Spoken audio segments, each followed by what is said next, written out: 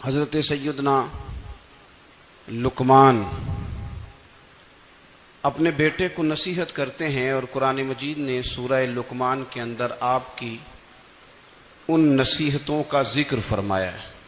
اللہ کریم نے ارشاد فرمایا کہ حضرت لقمان ان کی جو بات انہوں نے اپنے بیٹے کے ساتھ کی، فرمایا وَلَا تُصَعِّرْ خَدَّكَ لِلنَّاسِ، اے میرے بیٹے لوگوں کے ساتھ اپنے رخ کو نہ پھیرا کر، غرور کے ساتھ اپنے لب و لہجے کو پھیر نہ لیا کر لوگوں کی طرف سے، اور وَلَا تَمْشِي فِي الْأَرْضِ مَرَحًا، اور زمین پر اکڑ اکڑ کے نہ چلا کر، تکبر کے ساتھ اپنے لب و لہجے کو لوگوں سے پھیر نہ لیا کر، اور زمین پر اکڑ کے بھی نہ چلا کر۔ جناب لقمان اپنے بیٹے کو نصیحت فرما رہے ہیں، اور اللہ نے اس کا ذکر قرآن مجید میں فرمایا ہے۔ اسلام ہماری تربیت کرتا ہے ہر موقع پر، اور ہمیں اسباق پڑھاتا ہے زندگی ساری گزارنے کے لیے۔ انسان کی بات کا دوسرے پر بڑا اثر ہوتا ہے، لیکن اس کی بات کے ساتھ ساتھ اس کے لہجے کا بھی بڑا اثر ہوتا ہے۔ کھانے کا بھی بڑا اثر ہے، لیکن کھانا آپ کس برتن میں رکھ کے دے رہے ہیں اس کا بھی بڑا اثر ہے۔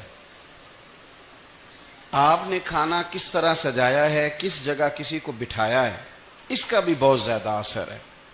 اسلام یہ کہتا ہے کہ آپ کا جو لب و لہجہ ہے وہ ہمیشہ اچھے اخلاق والا ہونا چاہیے۔ لہجے جو ہوتے ہیں نا، لہجے، لب و لہجہ، وہ بڑی تاثیر رکھتا ہے، بڑا اثر رکھتا ہے۔ چھوٹا سا بچہ ہوتا ہے، دودھ پیتا ہے، ابھی نونہال بچہ ہے چھوٹا سا، ابھی اسے پتہ نہیں ہے کہ کون سی بات کا کیا معنی ہے۔ اسی بچے کے آپ نے گال پہ محبت کے ساتھ ہاتھ پھیرا تو وہ ہنس دیتا ہے، لیکن اگر آپ غصے کے ساتھ اس کی گال پہ ہاتھ لگاتے ہیں تو وہ رو دیتا ہے۔ آپ میری بات کو سمجھیں گے، ابھی اس کو لفظوں کے مفاہیم کا نہیں پتا، معانی سے ابھی وہ آگاہ نہیں ہے، معنی نہیں جانتا، پر آپ نے کس لہجے کے ساتھ اس سے پیار کیا یہ اسے پتا ہے۔ یہ جو لہجہ ہوتا ہے نا، لہجہ، اخلاق آپ کا، یہ بڑا اثر کرتا ہے۔ آپ نے گفتگو کی، لیکن اس گفتگو میں آپ کا انداز کیا تھا، لب و لہجہ کیا تھا۔ کچھ لوگ کہتے ہیں میں نے کوئی غلط بات کی ہے، بالکل ٹھیک بات کی ہے۔ بھئی آپ کی بات ٹھیک تھی، پر آپ کا انداز ٹھیک نہیں تھا۔ جہاں بات ٹھیک ہونا ضروری ہے نا، وہاں انداز ٹھیک ہونا بھی بڑا ہی ضروری ہے۔ آپ کے لہجے کا خوبصورت ہونا اور آپ کے لفظوں کا حسین ہونا بھی بڑا ہی ضروری ہے۔ اگر آپ تھوڑا سا معاشرے میں غور کریں تو کچھ لوگ ایسے ہیں جو طبعاً ہی بیچارے دنیا میں آئے ہی شکوہ کرنے کے لیے، ان کے لہجے سے نہ ترش روئی برستی ہے، تلخی ہے۔ وہ جی میں فلاں آدمی کے پاس گیا تو اس نے میری بات نہیں سنی، فلاں شخص سے میری ملاقات ہوئی، میں نے وقت گزارا پر وہ بندہ ٹھیک نہیں نکلا، فلاں کے ساتھ میں آگے بڑھنا چاہ رہا تھا پر میرے معاملات چل نہیں سکے۔ تو بھئی آپ دوسروں کو ناپتے اور تولتے رہے، آپ کو یہ دیکھ لینا چاہیے تھا کہ آپ کا انداز فکر ہی کہیں غلط نہ ہو۔ لہجے، اخلاق، یہ آپ کے لفظوں سے بھی زیادہ اثر بعض اوقات رکھتے ہیں۔ کسی نے کہا تھا کہ میرے لہجے میں غرور آیا تھا، اس کو حق تھا کہ شکایت کرتا تھا، میرے لہجے میں کچھ ایسا کہ جس پہ وہ بیچارہ پریشان ہو گیا، اب اس کا حق بنتا تھا وہ اس پہ شکایت کرتا۔ تو میرے عزیز، آپ بات کو یاد رکھیں گے کہ جو اخلاق ہے، آپ کا جو اخلاق ہے، جو آپ کا کردار ہے، وہ اپنی ایک خوبصورتی رکھتا ہے۔ اس لیے میرے نبی پاک صلی اللہ تعالی علیہ وآلہ وسلم نے فرمایا تم میں کامل مومن وہ ہے جس کا اخلاق زیادہ اچھا ہے۔ جو کہانیاں زیادہ سناتا ہے وہ نہیں، جو اپنی خدمات زیادہ بتاتا ہے وہ نہیں، جو باقی سب کی نفی کر کے کہتا ہے کہ دنیا میں کوئی بندہ ٹھیک نہیں، صرف میں ٹھیک ہوں، وہ والا بندہ نہیں، بلکہ فرمایا جس بندے کا اخلاق زیادہ اچھا ہے۔ اخلاق دیکھیں، یہ جو آپ کا لہجہ ہوتا ہے نا، یہ بہت زیادہ اثرات مرتب کرتا ہے آپ کے گھر پہ بھی باہر بھی. آپ اگر اپنی گفتگو میں باڈی لینگویج کو تھوڑا سا اچھا رکھیں. کچھ لوگ ایسے ہوتے ہیں جو بات بڑی صحیح کرتے ہیں پر کچھ زیادہ ہی باتیں کرتے ہیں, تو وہ زیادہ باتیں کرنے کی وجہ سے ان کی جو صحیح باتیں ہوتی ہیں ان کا بھی وزن خراب ہو جاتا ہے, کیونکہ وہ زیادہ باتیں کرتے ہیں, ہر وقت بولتے ہیں, ہر وقت بات کرتے ہیں. تو جب وہ ٹھیک بات بھی کر رہے ہوں تب بھی ان کی بات کا لوگ اثر قبول نہیں کرتے. لیکن اگر ان کا لہجہ باوقار ہو, بات وہ تھوڑی کریں پر جتنی کریں ذرا سونی کر کے کریں, گفتگو میں خود بخود اثر پیدا ہو جائے گا, بات اچھی لگے گی. اخلاقی رویے اگر لوگوں کے زیادہ اچھے ہو جائیں, ایک تو مسکرانے کا بل کوئی نہیں آتا, اس کے پیسے کوئی نہیں لگتے, اور یہ بھی شکر ہے ابھی تک اس پر ٹیکس بھی کوئی نہیں, یہ بھی مقام تشکر ہے. تو اگر آپ بات کریں اور اس میں تھوڑی سی مٹھاس پیدا کر لیں, آپ تھوڑی سی بات میں نا مٹھاس. میرے ایک کلاس فیلو ہیں, تو وہ تقریر کر رہے تھے اور میں سن رہا تھا, تو مجھے بعد میں کہنے لگے آپ تبصرہ کریں میں نے کیسی تقریر کی ہے. یہ ہوتا ہے نا جی, بعض اوقات دوست بیٹھتے ہیں بے تکلف تو کئی دفعہ کچھ باتیں ایسی ایک دوسرے کے ساتھ کرتے ہیں. تو مجھے کہنے لگے آپ بتائیں کہ میں بات کر رہا تھا تو کیسی تھی. تو میں نے کہا جب آپ بات کر رہے تھے تو میں ڈر رہا تھا, مجھے لگ رہا تھا کہیں آپ لڑ نہ پڑیں. بھئی آپ اطمینان سے بات کریں, آپ تسلی سے بات کریں, آپ خندہ پیشانی کے ساتھ بات کریں. میرے نبی پاک صلی اللہ تعالی علیہ وسلم نے فرمایا, مسلم شریف کی حدیث ہے, حضور فرماتے ہیں نیکی کو کبھی چھوٹا نہیں سمجھنا, نیکی کو حقیر نہیں سمجھنا. کچھ نہ ہو سکے تو اپنے بھائی سے مسکرا کے بات ہی کر لیا کرو. بات کرو تو تمہارے لہجے میں ترش روئی نہ ہو. بعض اوقات آپ تلخ بات کرتے ہیں, آپ کا لہجہ تلخ ہوتا ہے تو آپ کی صحیح بات بھی قبول نہیں کی جاتی. لیکن اگر آپ کے لہجے میں مسکراہٹ ہو, آپ کے لہجے کے اندر خوبصورتی ہو, تو آپ کے اپنے بھی آپ کے بیگانے بھی سب کے سب آپ کی بات کو تسلی کے ساتھ سمجھنا وہ گوارا کریں گے. اسی طریقے سے ہمارا دل کرتا ہے کہ لوگ ہماری بات سنیں, ہمارے گرویدہ ہوں, ہم جو پیغام دینا چاہتے ہیں وہ پیغام لوگ اچھے طریقے سے قبول کریں, اس پر لوگوں کی توجہ زیادہ ہو, یہ ہمارا شوق ہوتا ہے. اور دنیا میں اب تو فیمس ہونے کا شوق بڑا بڑھ گیا ہے, اب بڑا بڑھ گیا ہے.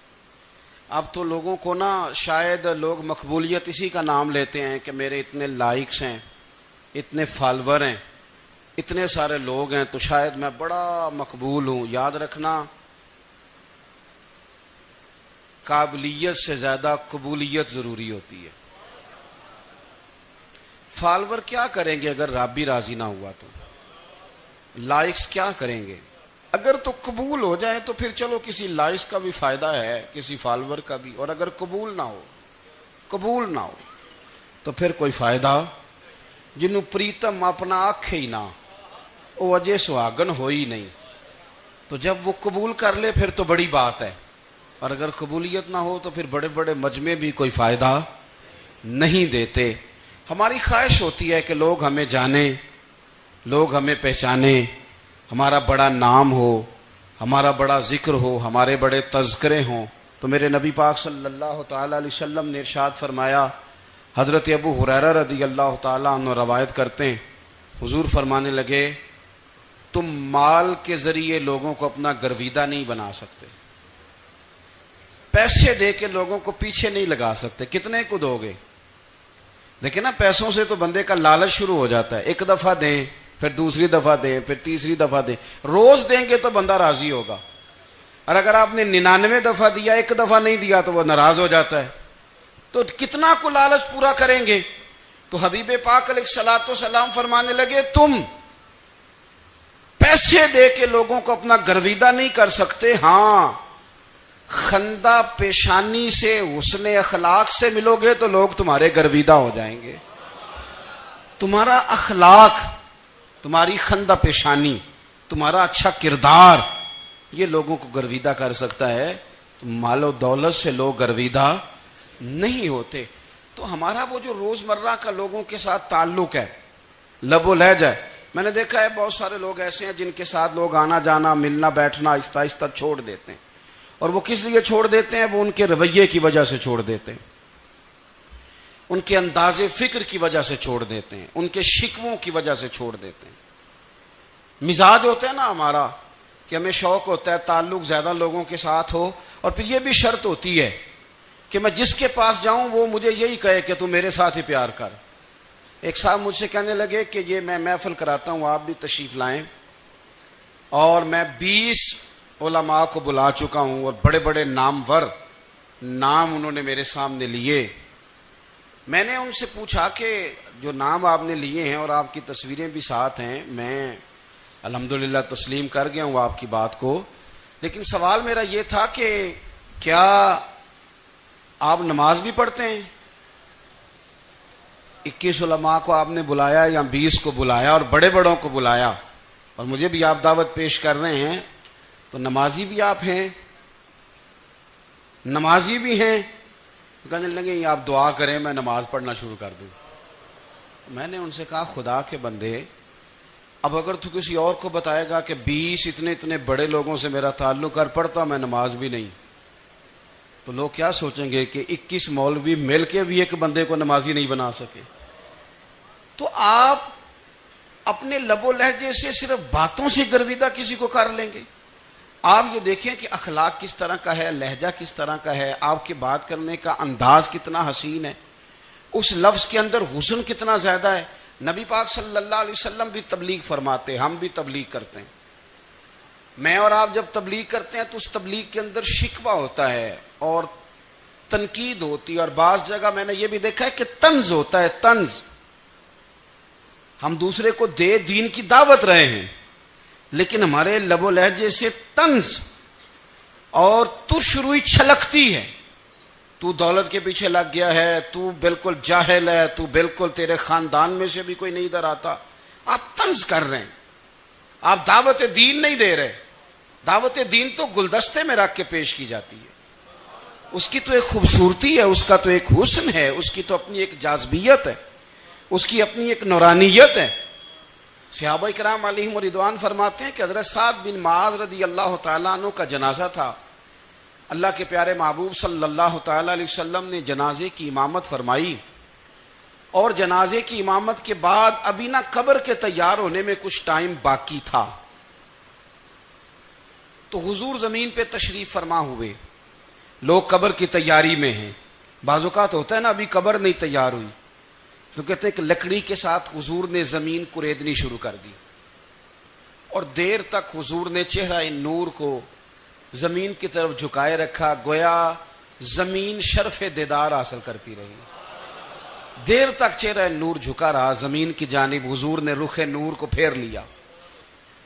صحابہ کہتے ہیں کہ ہم نہ بڑے، جب حضور ہمارے قریب ہوتے تھے تو ہمارا خیال ہوتا تھا کہ رحمت کی برکھا ہے، اپنے اپنے حصے کا کرم اڈیل لے اپنے اوپر۔ فرماتے ہیں منتظر تھے کہ حضور کب ہماری طرف رخ انور پھیریں اور ہم کریم سے کوئی بات سن سکیں۔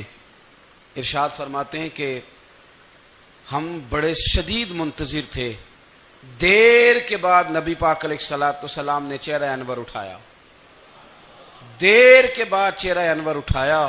یہ دیکھیں تبلیغ ہو رہی ہے، اور جب حضور نے چہرہ انور اٹھایا تو آنکھوں میں آنسو تھے،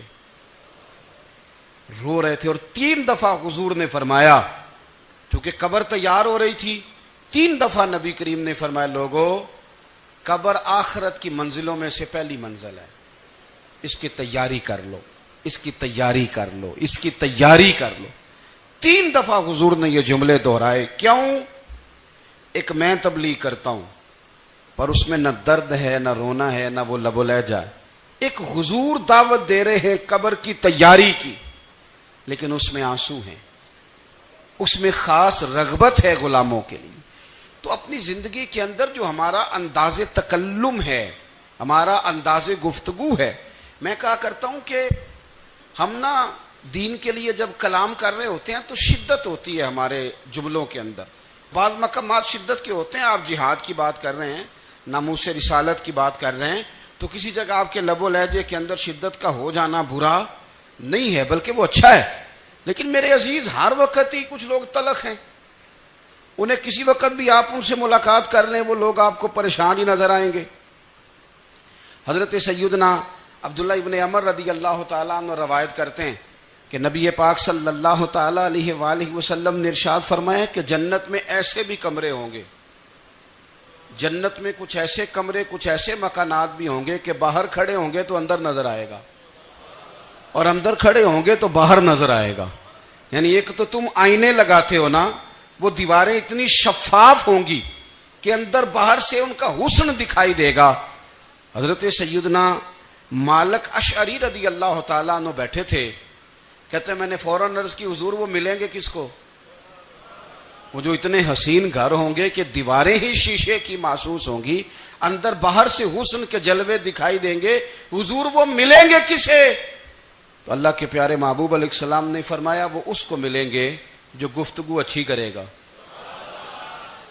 جو گفتگو اچھی کرے گا, لب و لہجہ اخلاق والا ہوگا, گفتگو اچھی کرے گا, لوگوں کو کھانا کھلائے گا, اور جب لوگ سو رہے ہوں گے تو وہ اٹھ کے اپنے رب کی عبادت کرے گا. اس شخص کو وہ مکانات ملیں گے جن کی دیواریں آئینے کی مانند ہوں گی, جن کا حسن تازہ ہوگا, جن کو اللہ تبارک و تعالیٰ نے اپنے فضل سے مزین کیا ہوگا, سنوارا ہوگا. ہم اگر تھوڑی سی توجہ کریں نا تو کئی دفعہ وقت گزر جاتا ہے, لہجہ نہیں بھولتا, لہجہ یاد رہتا ہے. آپ تو 2 منٹ کے لیے غصے میں تھے نا, تو آپ نے کوئی بات کر دی کسی غریب کو, کسی شخص کو,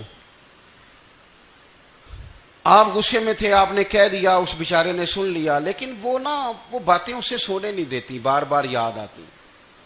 کوئی آپ کے ساتھ تلخ کلام کر دے نا, کبھی تلخ گفتگو کر دے, بندہ جب سامنے آتا ہے وہ باتیں یاد آ جاتی ہیں, تکلیف ہوتی ہے. اور وقت گزر جاتا ہے, لڑائیاں ہمیشہ چل نہیں سکتی. لڑائی کتنی دیر کی ہوتی ہے؟ 1 دن کی, 2 دن کی. قتل بھی ہوں تو اگر قاتل کو پھانسی بھی ہو جائے تو پھانسی کے بعد بالآخر لڑائی تو ختم ہو ہی گئی نا. لڑائی ہمیشہ چلتی, تلخی ہمیشہ چل سکتی نہیں. تلخی روٹین میں چلنے والا سکہ, کوئی سکے روٹین میں چلتے وقتی ہوتے. یہ جو غصے کا لب و لہجہ ہے, تلخی کا سکہ, یہ بھائی روٹین میں نہیں چلتا, اس نے ایک نہ ایک دن ختم ہو جانا ہے. روٹین میں پیار ہی چلتا ہے. حضرت جابر ابن عبداللہ کہتے ہیں حضور پہلے دن مدینہ منورہ آئے, میں زیارت کے لیے گیا تو میں نے مسکراتے دیکھا. 10 سال میں دیدار کرتا رہا, اور وصال سے چند دن پہلے بھی میں نے زیارت کی تو مدینے والے محبوب کو مسکراتے ہوئے ہی دیکھا ہے.